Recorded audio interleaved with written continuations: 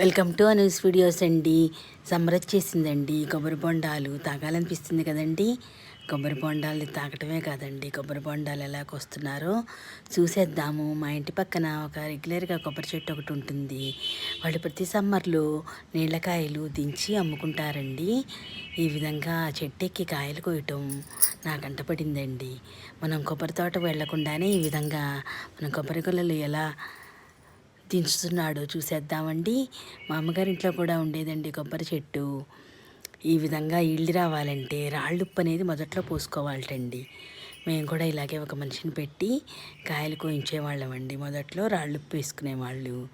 వేసుకుంటే కాళ్ళ బాగా గెలలు పెద్ద సైజు వచ్చి నీళ్ళు కూడా ఎక్కువగా ఉంటాయటండి. మళ్ళీ ఈ కొబ్బరి చెట్టు మనకి అడ్డం వస్తూ ఉంటే చెట్టుని కొట్టేస్తూ ఉంటాం కదండి.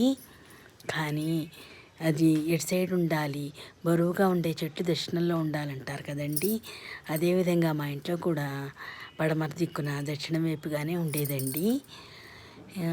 ఇది కాయలతో ఉన్నప్పుడు ఈ చెట్టుని అలా నిర్దాక్షిణ్యంగా కొట్టకూడదుటండి, మనకు అడ్డు వచ్చింది కదా అని.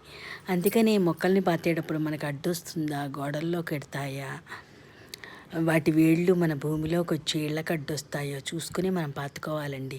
లేకపోతే లేనిపోయింది అంత ఆక్సిజన్ ఇచ్చే మొక్కల్ని ఒక్కసారి పీకేస్తే కొట్టేస్తే మనకి పాపంటండి. గబుక్కున మనం ఆ నక్షత్రం అవి చూసి సిద్ధాంతుల్ని కనుక్కొని కొత్త మొక్కని నాటి మరి చూసారండి. ఈ విధంగా వాళ్ళు కొబ్బరి గెలలకి తాడు కట్టి ఈ విధంగా కోస్తున్నట్టండి. లాగేస్తున్నాడు. మళ్ళీ వాళ్ళు గెల తాడు విప్ప తీసుకుని మళ్ళీ పంపిస్తారు. మళ్ళీ ఇంకో గెలకి తాడు కట్టుకుంటున్నాడు. ఈ విధంగా చెట్టు ఎక్కి అతను కాళ్ళకి తాళ్ళు కట్టుకొని ఎక్కాడండి.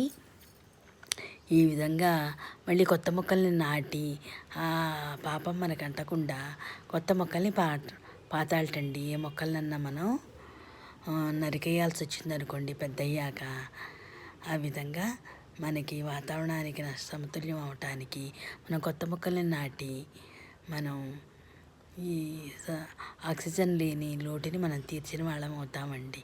ఇంకో గెల కూడా కొట్టేస్తున్నాడు చూసారా. కొబ్బరి బొండాలు తాగుతూ ఉంటాం కదండి, ఇది హెల్తీ అండి. డ్రింకుల కంటే కొబ్బరి బొండాలు తాగటం చాలా హెల్తీ అండి. ఈ విధంగా ఎక్కాడు. ఈ విధంగా మళ్ళీ కిందకి దిగేస్తున్నాడండి. చూడండి, అది వరకు కిందకి ఒక్కొక్క కాయ కొట్టకుండా గెల కొట్టడం వల్ల ఎవరి మీద కూడా పడదండి. ఈ విధంగా ఎక్కాడు. ఈ విధంగా దిగేస్తున్నాడండి చూసారా. Okay, like, share, subscribe.